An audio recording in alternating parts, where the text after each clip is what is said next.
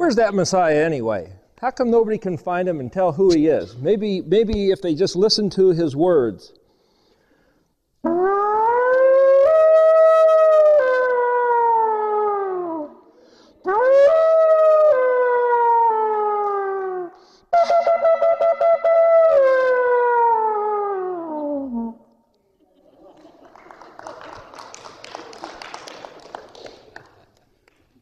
So the point about this is that, all through history we've heard that, by golly, those Jews killed their own Messiah.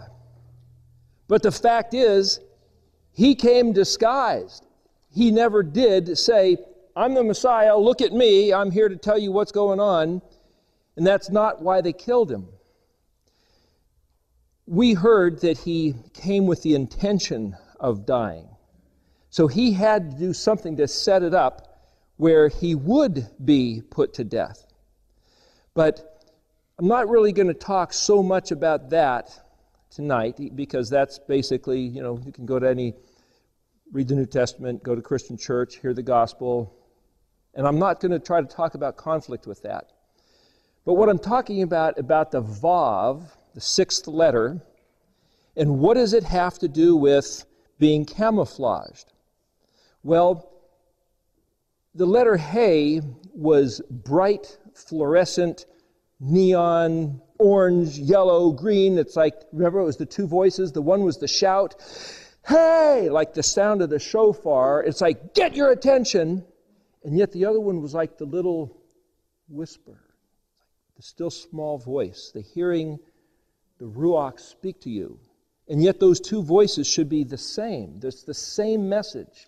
But there's two ways to speak. And so as we mentioned last week, it was actually 2 weeks ago, if you look at a bouquet of flowers and you say, can you hear what it's saying? The heavens declare the glory of the Creator who made them. And the same beauty and the intricacies that are in the galaxies that Hubble telescope can now take pictures like no human has ever seen before, you can see the same thing in a flower. And even Yeshua said, even Solomon in all his glory was not robed or dressed as one of these. So the whisper is kind of like the parable, the passive voice, the thing that almost has to be inferred, that you have to ponder and consider and weigh and measure and chew on, and kind of like the kosher animals are actually those animals that chew the cud. And there's a picture there of saying, hear the word and process it and think about it and go over it and over it and over it. Look at the flowers. Was it George Washington Irving, I think, was the fellow from the South who asked about the mysteries of the creation, and he said that the Creator said, I'll show you the mysteries in the peanut.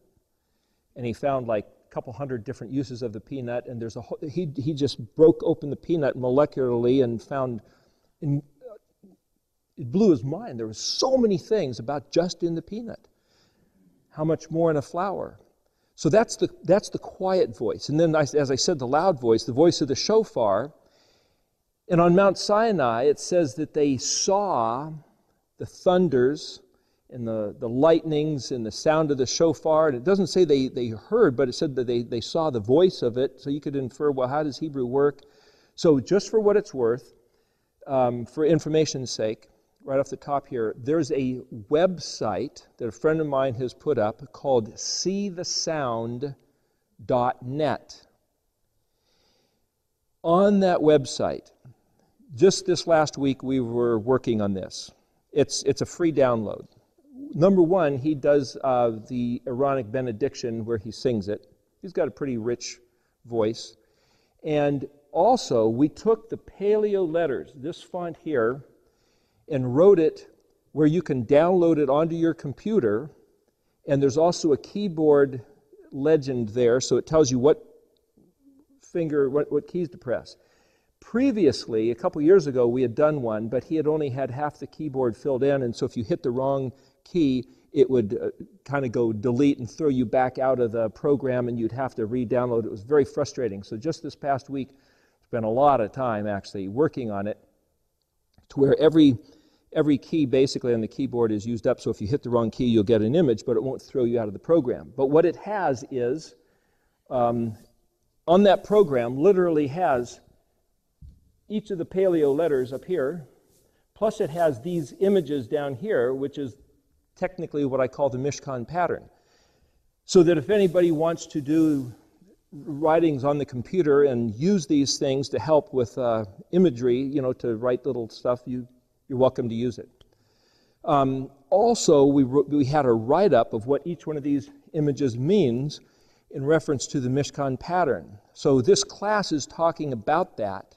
And the letter Vav is basically about making connections.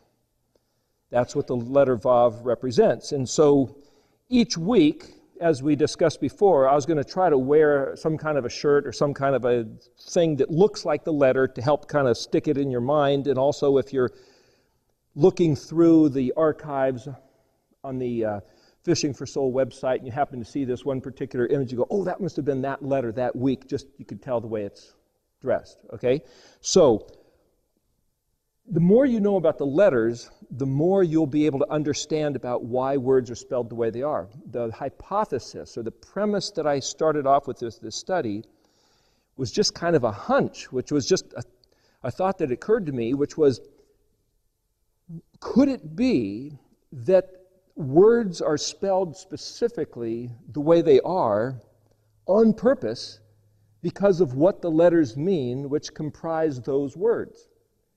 So in English, you could say, well, cat, C-A-T. It's like, why is it spelled C-A-T? It's like, who knows? It's just a phonetic. It just doesn't matter. They're arbitrary. You could have spelled it P-I-G, and if said, well, people that said that spells cat, and that's what it is, and you go, well, okay. It doesn't really matter. But in Hebrew, where every letter means something, there's this thought that says a word is what it is because of the letters which make it up. It's not random. It's not arbitrary. Now, if you look at the dictionary, this Ernest Klein's etymological dictionary, being that it's called etymological, what that means is that he goes back and shows you where linguists have found that it's related to other languages. So you'll see notes in here where it says it comes from Syrian or Arabic or Akkadian or Ugaritic or Greek or Latin. Sometimes you can find English words.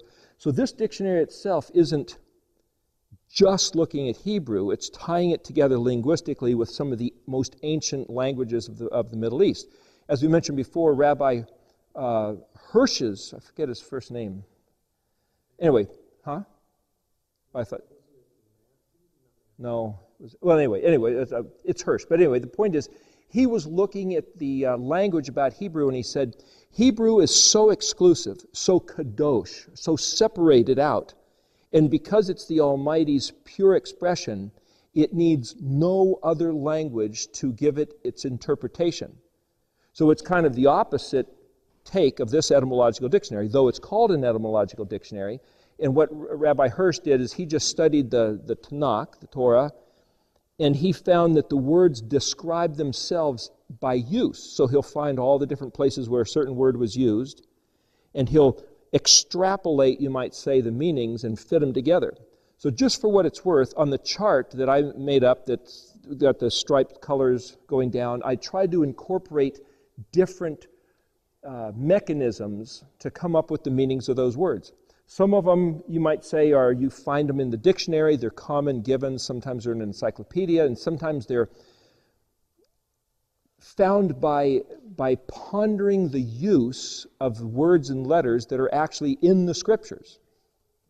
And so there's a lot of different ways you can do it, but if you know the meanings of the letters, you can simply look at the meanings of the letters and put the words together. For example, we discussed last week the letter Hey. So the word Hey means to express or to point at or to indicate. And if you look at the word for behold, it's spelled Hey, Noon, Hey. So the letter Noon, if you look at Frank Seeken's book, he shows you some really basic, simple principles about what the letters mean in a real fundamental way. That's like for grade school, it's a great place to start. Anyway, the letter Nun almost looks like a lightning bolt, right? It also is like if a fish was in the water and it starts moving, it leaves this, it flicks its tail and it goes out, it has this energy, this dynamic to it. So it's the picture, and it comes right after the letter Mem Nun, and Mem is water, so it's like a picture of fish jumping out of water. So sometimes the letters are easy to remember if you look at what letters comes before them or the letter that comes after them, especially Mem and Nun work together in a pair, which is why they're both red here. And why they line up with the laver. The laver is a bowl of water, and so Mem is like a womb, and Nun is the baby that grows in the womb, that leaps out of the womb, you might say, or the fish that grows in the water that can jump out of the water. But this pattern tied to the festivals, Mem and Nun, lines up with Shavuot. Well, Shavuot starts counting the day after the Sabbath day of the week of Chag HaMatzot, the Festival of Unleavened Bread, which would have been yesterday, so today is officially day 2, according to this calendar of reckoning. Sunday, Yom Rishon, the first day would have been day 1, the day after the Sabbath day, so this is day 2. And the festival of Shavuot is counting 7 sevens. So some people say, well, Pentecost, that means, penta in Greek means 50, and cost means count. So 50, counting to 50, that's the last day, that's Pentecost day. But the festival is counting 7 sevens. Well, that's like a period of gestation or pregnancy or incubation. So the way that I see it is that the entire 49 days of counting is the festival. And the last day celebration is like the last great day. So some folks today were taking this as the last day of the Festival of Unleavened Bread, mandatory gathering. So that's like, okay, this is the last great day, just like the last great day of Sukkot, the last great day of the Festival of Pentecost. So my point about this is that when you look at the Nun and you see, well, this represents the last day after it was born. If you relate the letters to the festivals, you'll see them differently than if you just try to remember, well, Nun means fish. What does a fish do? Well, a fish sits there in the water and you sneak up on it. All of a sudden it jerks and it's like, okay, it whips its tail. So you see this action. But so when you're looking at these letters, the way to make the connections, see, this week we're talking about the Vav, right? We'll get to that in a little bit. I'll just put it here as a reminder. That's the Paleo Vav. We're trying to make connections. So there's a concept here of saying, if we talk about the letters themselves, we're just talking about the letters. That's one level to deal with it. We'll talk about what the letter shape is and what it means and how you can recognize it and what it does if you use it in a word or if you use it in a sentence. But then to get the concept that a Vav is making connections, then when you say, well, what does a Vav have to do with speaking about the covenant? Because as the top of the chart, every letter is in every letter, and every letter describes every letter, and every letter is a perspective by which you can see every other letter. Starts to sound a little bit complex, but what I'm saying is the notion of making connections fundamentally is a very serious part of the covenant. And when he says he's going to explain something, which is, hey, I'm going to declare something to you, the next step is to say, I have to make a connection somehow. I have to link it to something. It's not just it by itself, because everything is connected. So the message in the Vav is that everything is connected. You can say, okay, then everything in the kingdom is connected, but specifically that which is revealed with either the loud voice or the whisper voice of the hey has to be connected to what? To something else. Well, the thing about the progressive sequence of the letters is that they're not randomly arranged. So if you can say that the way you put a word together, specifically the letters used to spell that word, like hine, is not random. If the ultimate word, you might say, is the 22-lettered word of the alphabet. What if the alphabet itself was one word? You can say, well, that's too hard to pronounce. There's too many syllables. But forget the pronunciation. What if it was one word that you had to process its meaning?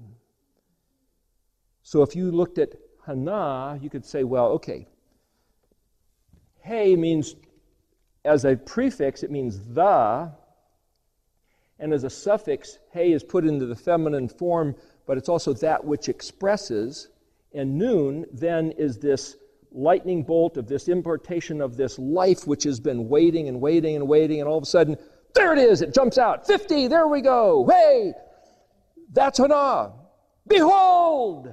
You've been waiting, you've been hoping to find it, and there it is! Which is why it's the quiet voice, you see a woman who's pregnant, and that's kind of like the quiet voice, you see that, it's like, hey, something's going on, and all of a sudden, whoa, there's this kid jumping out, right? Same kind of picture as Hana. So when you associate these other concepts behind the letters, then every time you see a word spelled in Hebrew, if you, instead of saying, well, I'm just trying to read a sentence, I'm just trying to hurry up and get to the end of the sentence so I know, and get on to the next sentence, and I'm reading the parashah, so I'm flipping through page after, what if you only spent all day on one word? Your hour study time on one word, or a couple words, or a sentence. It's like, don't be in such a big hurry to think that you have to read the parashah, which is the weekly Torah cycle reading, and whip through the couple chapters and get it. There's a message in every letter, in every word, and it's Yahweh's communication with you individually and us collectively and humanity at large, Israel specifically.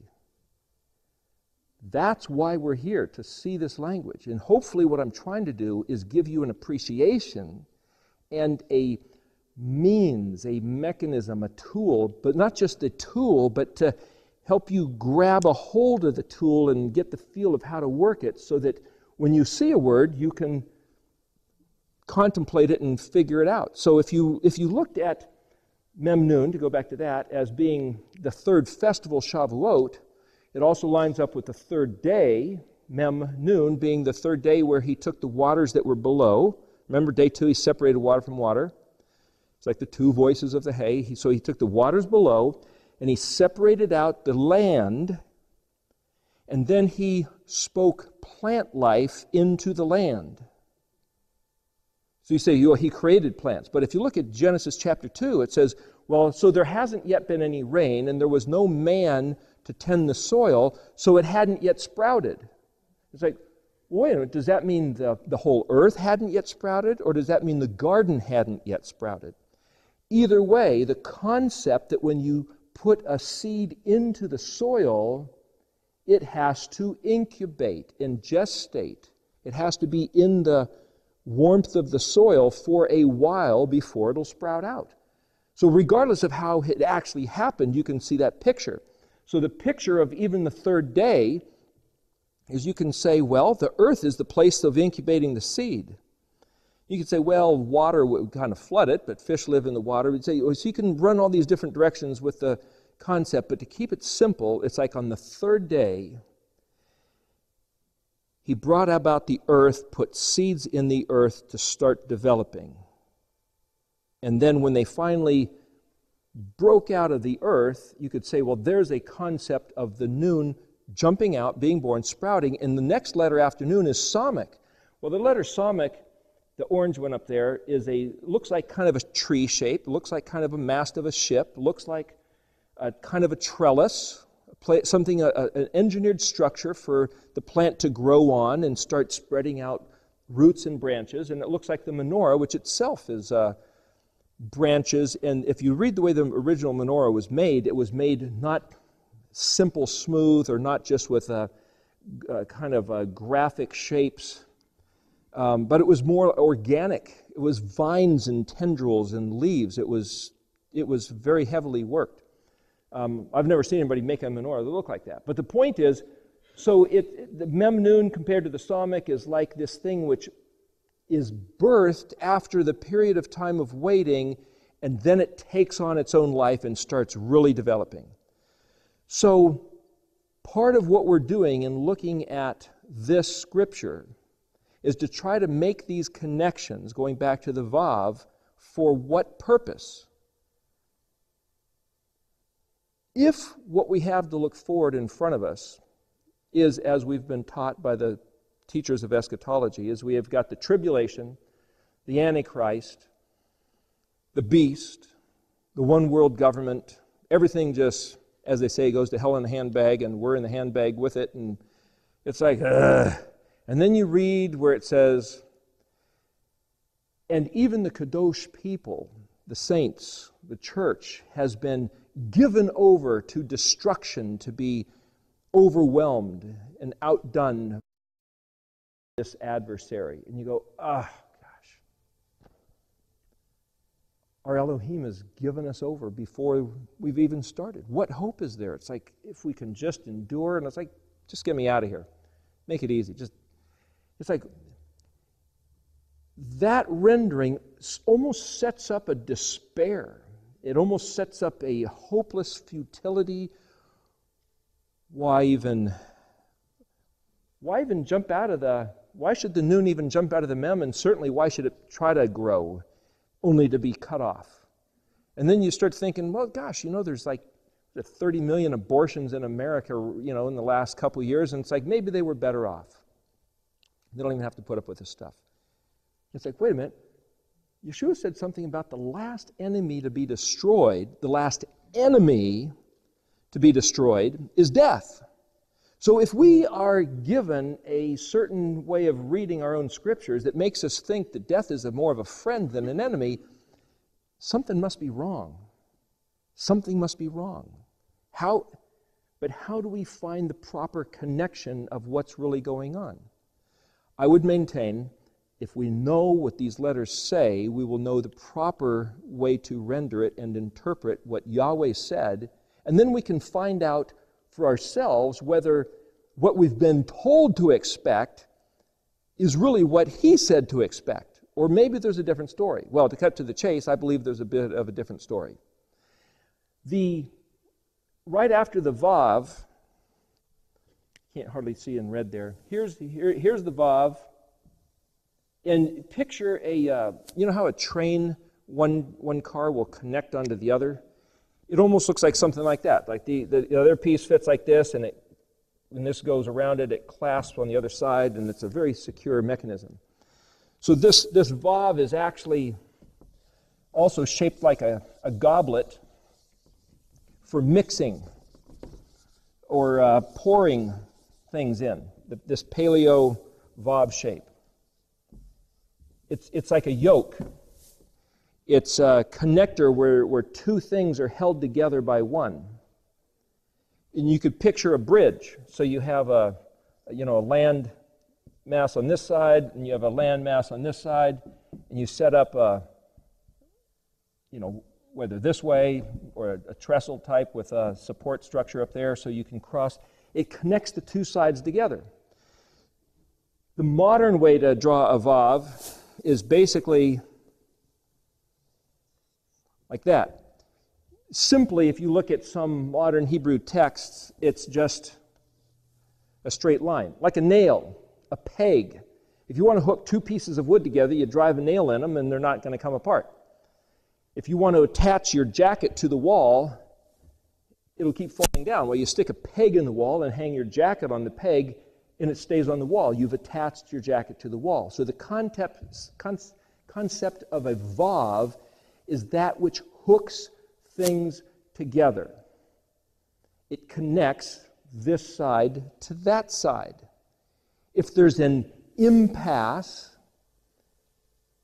road construction, and you need to find a detour, the Vav would be the concept of finding the way to negotiate the detour to get back to the main road where you're at. So the Vav as a man, you could say, well, it's describing the man, the Vav man, and who is that Vav man? That's one way to look at the Vav. And to kind of jump there for a minute, if you write the word Yeshua There's different ways to spell Yeshua. There's at least 4 or 5 different ways. But in one particular Bible, it spells it Yod He Vav Shin Ayin.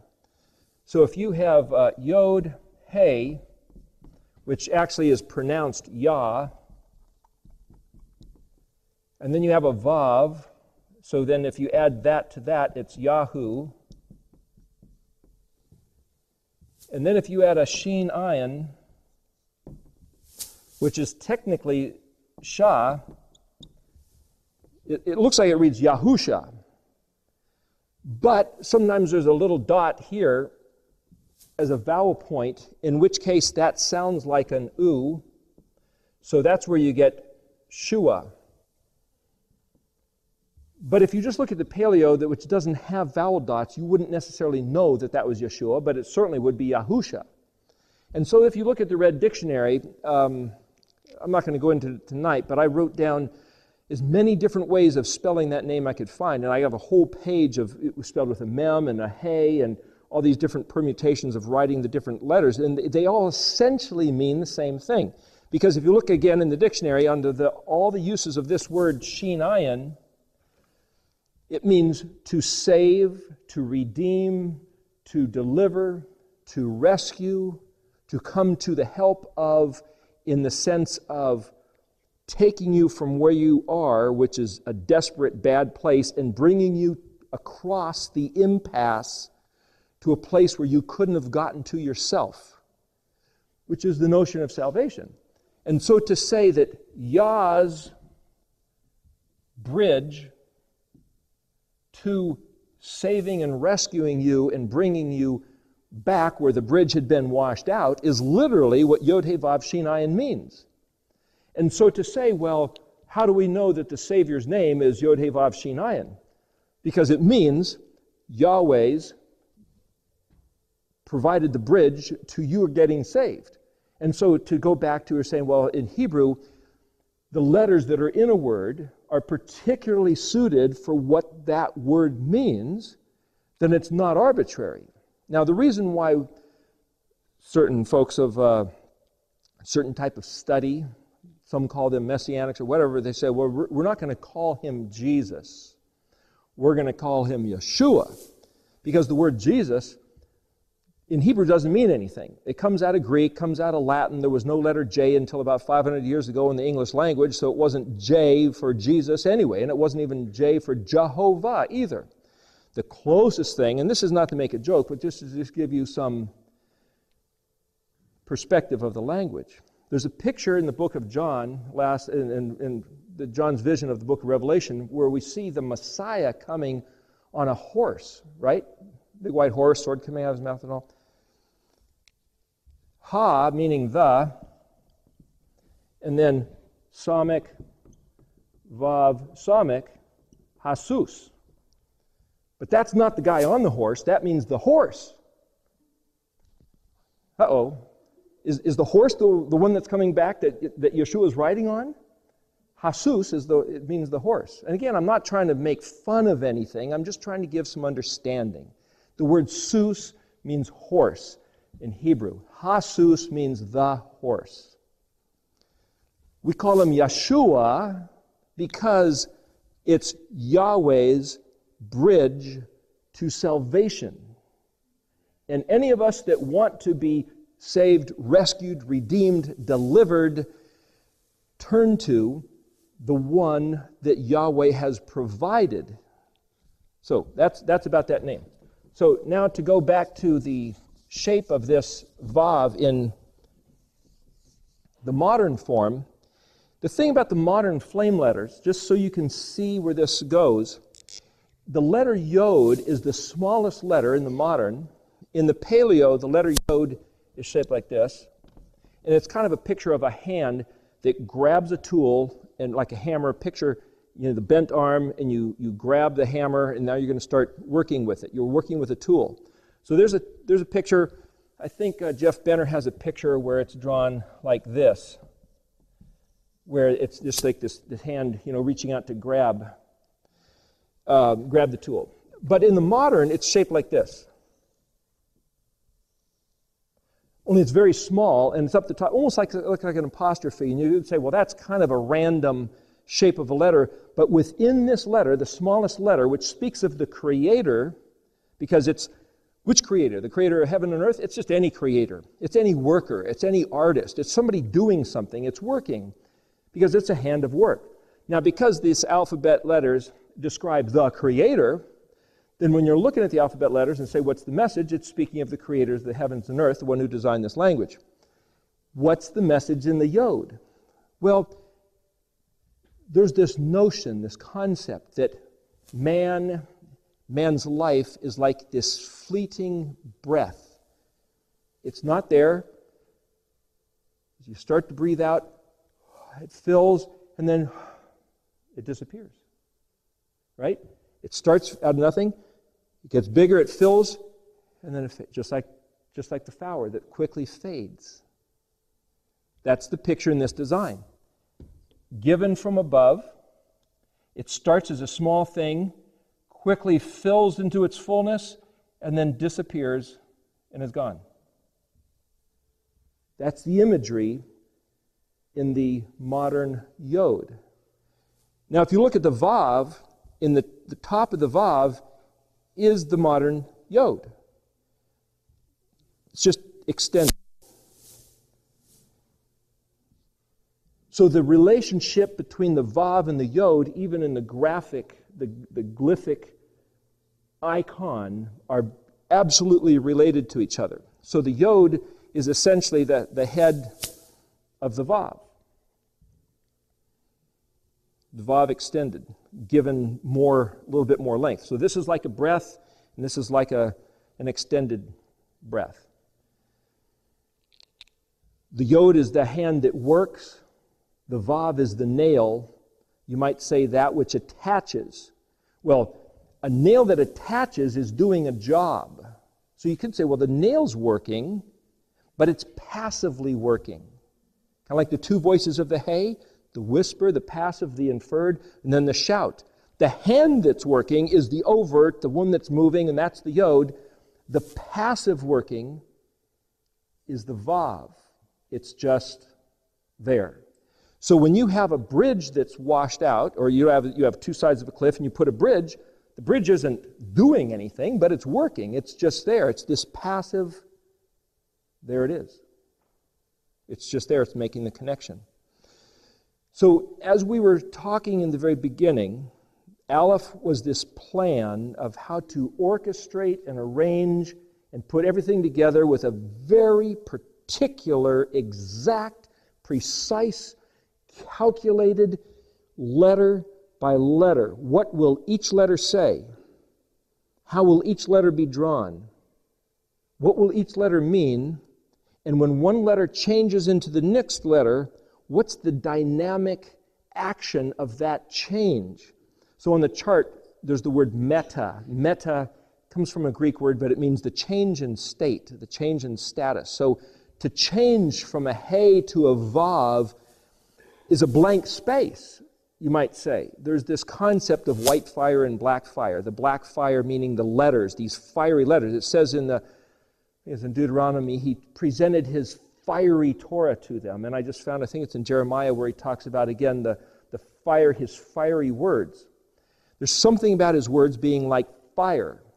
As a matter of fact, in Jeremiah, he says there's these prophets who talk about, I had a dream. It was, and they go on about this. And he said, my prophets should be speaking my words. It should be, what did Yahweh pronounce? What did he say? And then it goes on to say, what does the kernel have to do in comparison with the chaff? And to talk about, I had this dream. It's like the chaff. Yeah, there's something there, but the kernel of Yahweh's word is of substance, of value, of nutrition. And he said, Yahweh's word is like the fire that burns the chaff and like a hammer that smashes the rock. His word. What are his word? These letters. If we don't know what these letters mean, now we have somebody's interpretation. We have a translation. We have something where it was put into another form, another language, something close, not exactly. How can we apprehend it? Speaking of which, this, I'll go back to this getup. The word camo is actually Hebrew. Those of you who have the dictionary, it would be page 279. Camo is a kaf mem vav yod is a quantification, but kaf mem vav means like or as. So camo means to be like something. Well, here's another word. This is the color of a citron. But we don't speak of citrons too much. That's kind of a European thing, the name of a French car and all. But a citron is also known as an ethrog.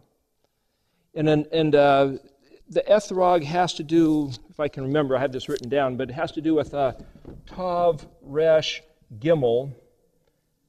And then if you add the word mem, which is to pluralize that, this is a tharag. It's that same word, but if you know how to pronunciate this, is targum. Well, what's a targum? A targum is a translation from Hebrew into Aramaic. But if you read in the dictionary here, a targum is simply a translation in any language. So the man who came camouflaged, looking like humanity, was the translation of this word of Yahweh into human form. And the color of the citron is known as ethrog. This color, this yellowish green color. So see, here's the passive voice, so you can't see it. This color is saying the translator, the translation. Yeshua is, according to John 1:1, the Word of Elohim that was Elohim, but was also with Elohim, and that Word became flesh and dwelt among men, though men couldn't recognize him because he came camouflaged. He came looking like one of them, the camouflaged. But he was the Word made flesh. You could say, okay, now that gets into some Christian doctrine that no Christian preacher has ever been able to really tell us how this works. How can you be Elohim but be with Elohim? Sounds like you're different. And then come to earth and yet be separate from Elohim? Okay, now we have some strange doctrines that are like juggling. It's like, quick, it's time for an advertisement. Let's see if we can change the subject and get away from it, right? If you know the Hebrew, let me show you a little bit about how this might work. So here we have a picture of the Yod, the Creator, who takes his breath and extends it into the form of a man. Just a little bit of the picture here. If you take the Yod as being the breath of the Creator, right?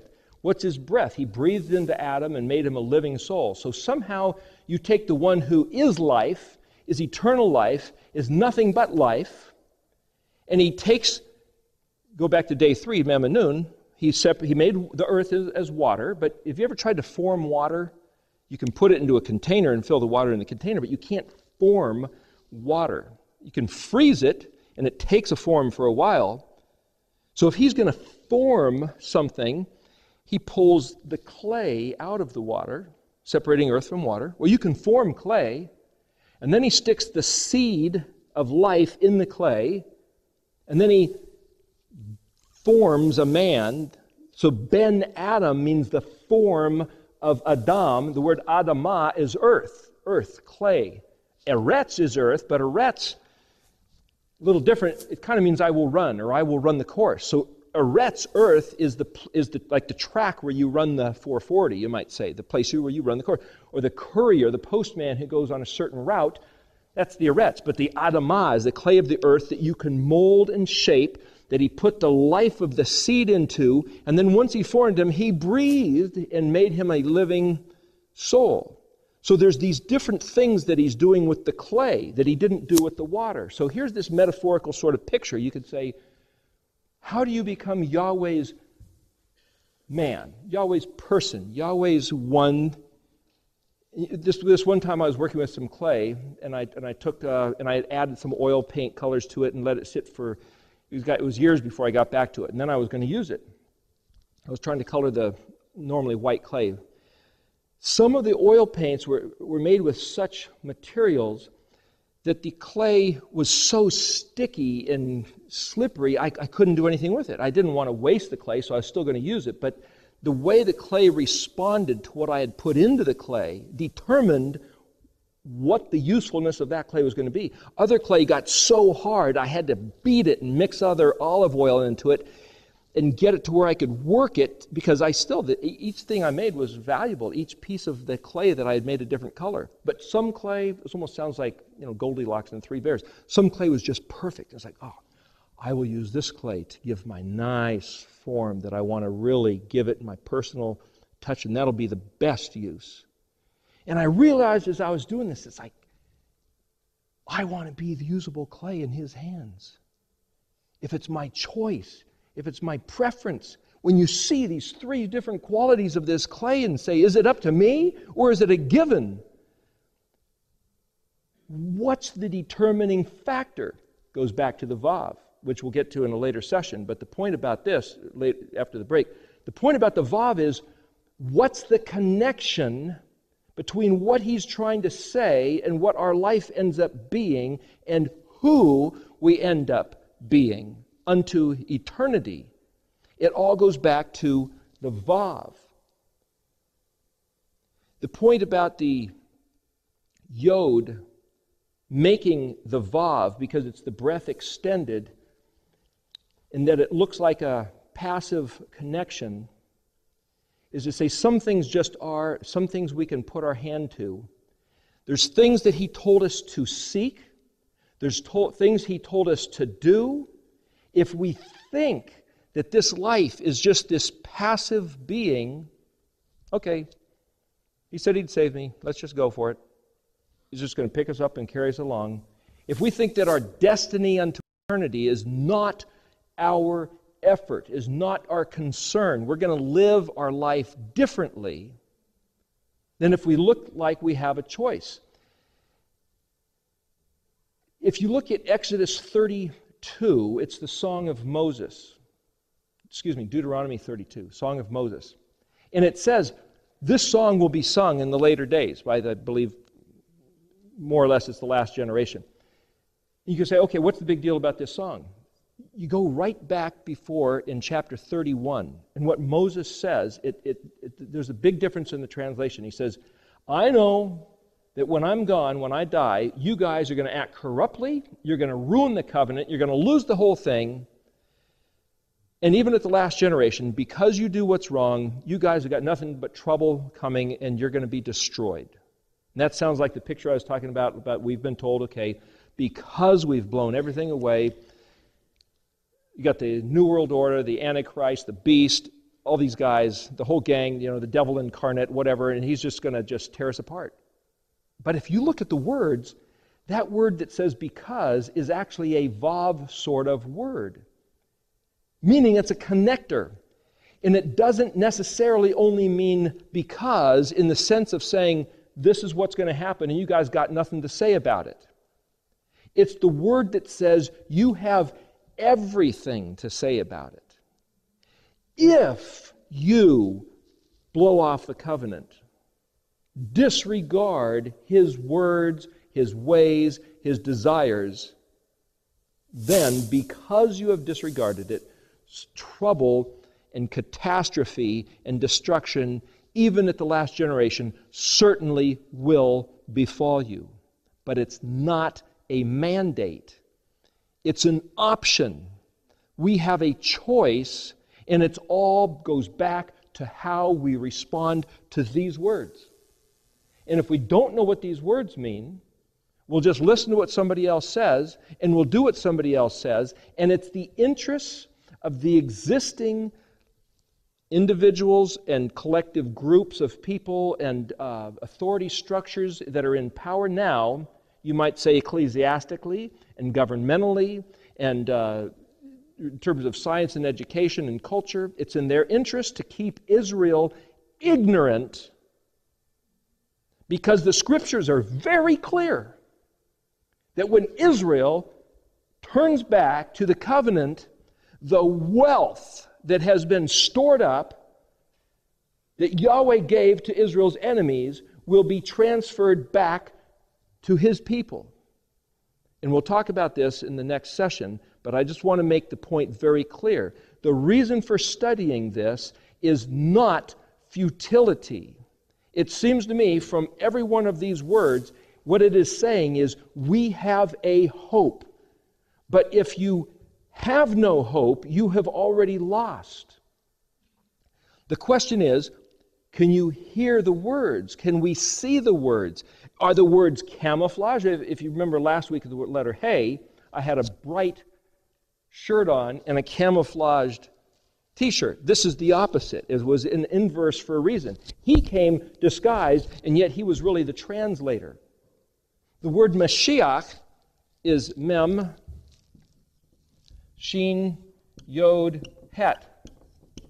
Well, the word sheikh there literally means the communicator, the speaker, the one whose job it is to converse.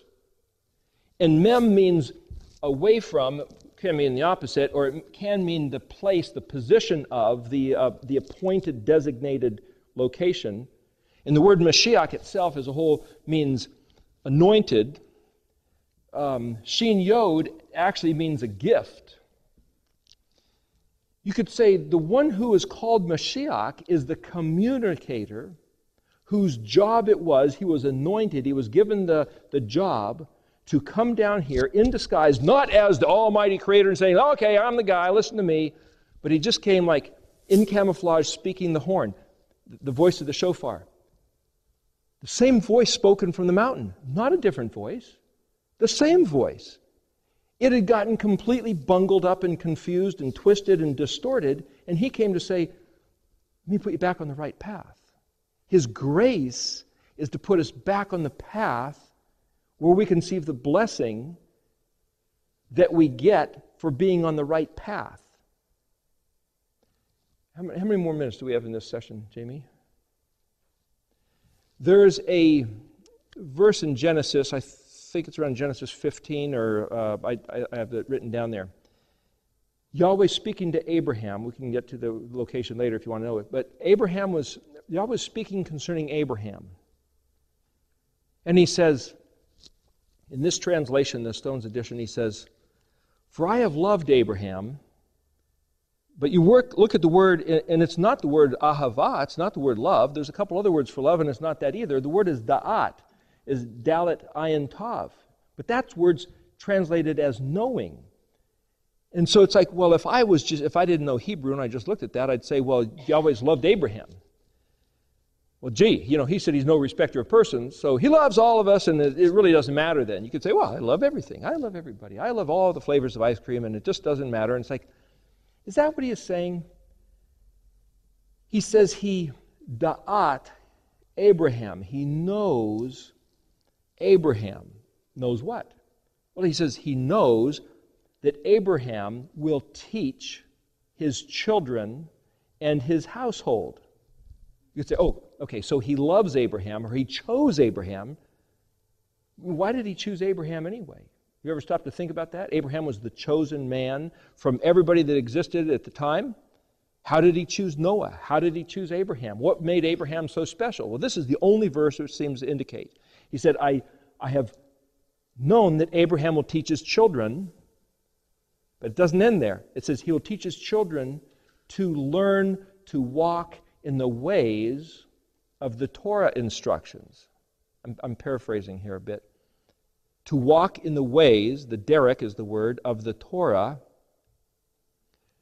He will teach them so that, there's the vav, the connection. He will teach his children and his household so that they will walk in the ways of the Torah instruction, so that, there's another vav connection, they will do zadikah and mishpat.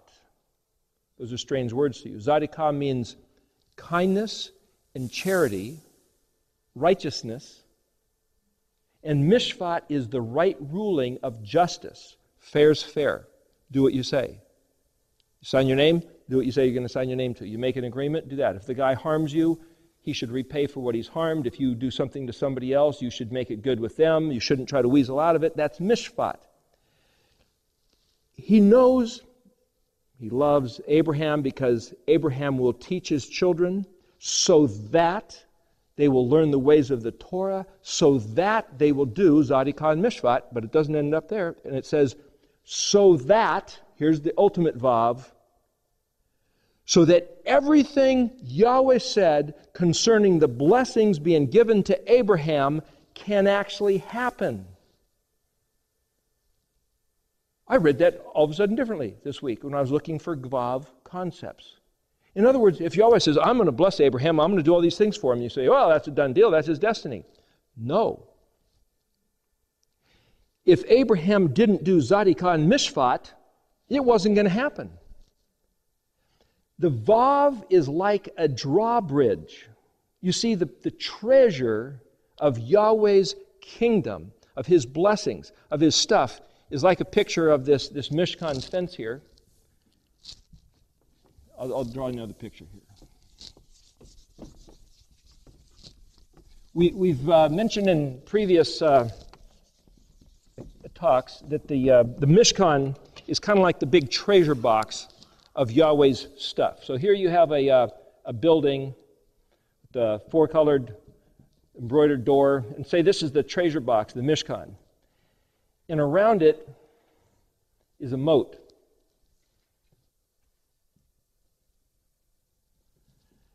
And Yahweh says, okay, everything I have is yours, but you're not getting it unless you cross the moat. Well, the moat, you see, is an obstacle to the treasure box. So according to the pattern, if the Mishkan fence is like the treasure box of what's in the kingdom, the letter Zion, this green letter here, is the axe or the weapon or the obstacle. It's the moat around the box. So the Vav in yellow there, like this color, this sits on the Ethrog yellow, the Vav is like the bridge, but the Zion says, not so fast. There's a restriction. So what is it which creates the bridge across the restriction into the kingdom benefits? That's the Vav. So for Yeshua to come and say, behold, the kingdom of heaven is at hand, he came to present the benefits of being in the kingdom because there was an impasse. But at the same time, if Yahweh comes down and speaks to Abraham and says, I'm going to bless you, and through you all the nations of the earth will be blessed, all the goyim. In you, the letter bet as a prefix can mean in, it can also mean with, it can be among, it can be through. So when he says in you, or with you, or through you, or on you, or somehow attached to you, Abraham, all these other nations will be blessed.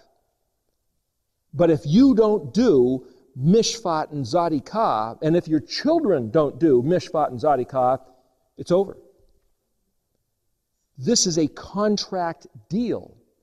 But if we're told, hey, if you're in Christ, you're just going along for the program. You're just, riding on the coattails. You don't have to do a darn thing because he did it all. And so if you're in him, that's like you did it all. And so you've done it all. And so you're there because you're there. And it's like, I've heard that preached many times.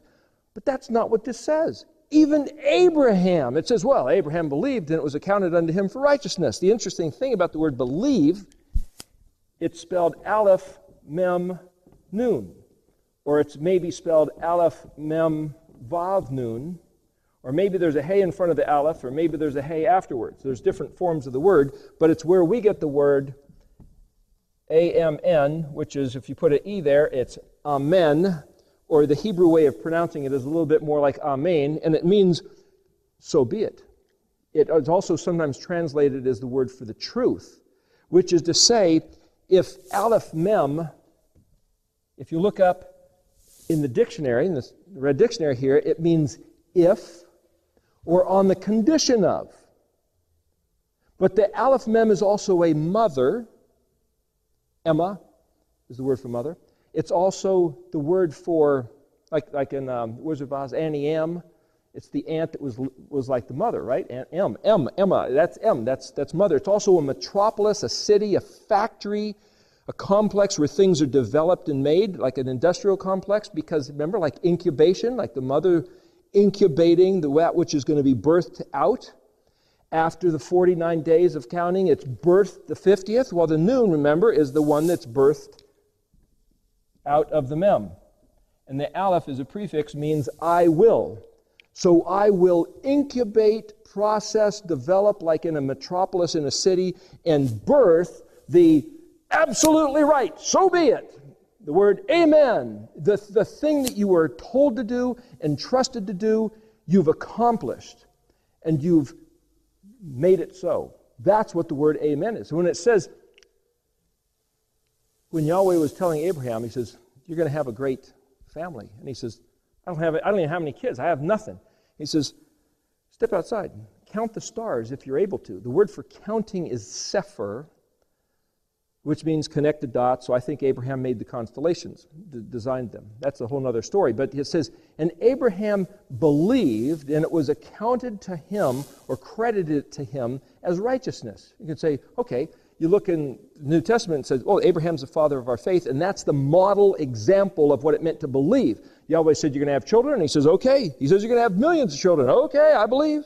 Okay, that's the model of our faith, right? So all we do is believe, right? The word used for faith there is this word, aleph mem nun. And it means, I will incubate, process, cherish, like a mother cherishing the one within her womb, and bringing it to full fruition, causing it to get a life of its own, which is aleph mem nun. That's what Abraham did. He didn't just sit there and say, okay, whatever you say. He said, okay, whatever you say. Then he got up and did it. Which is why I think he actually sephered the stars, because he was told to sepher the stars if you can, but depending on the translation, didn't say if you can, he said as you do it. Your family will live out this story to bring forth and reveal righteousness, which is the word zadikah. It's like, wait a minute, all of a sudden, the basic story, which is the fundamental design of our faith that we've believed our whole life, is a whole different story. It's something about that we do something to bring forth righteous works of compassion for one another, and if we do that with justice, then Yahweh will give us the promises that He stored up for us. That becomes an active life. Like the extended breath, He gives you the breath, but then you have to nail it, you have to extend it out and do the things and hold it together. It's the Vav man's job to hold together the promise that the Yod, the Creator, gave him, and gave him the breath and the capacity and the functioning physicality to do. We have a job, we have an obligation, and if we're told we have no job and no obligation, then everything that's contingent on our behavior is lost. Because the Vav isn't Vaving. It's not doing its job if we don't know we have a job. We have a break.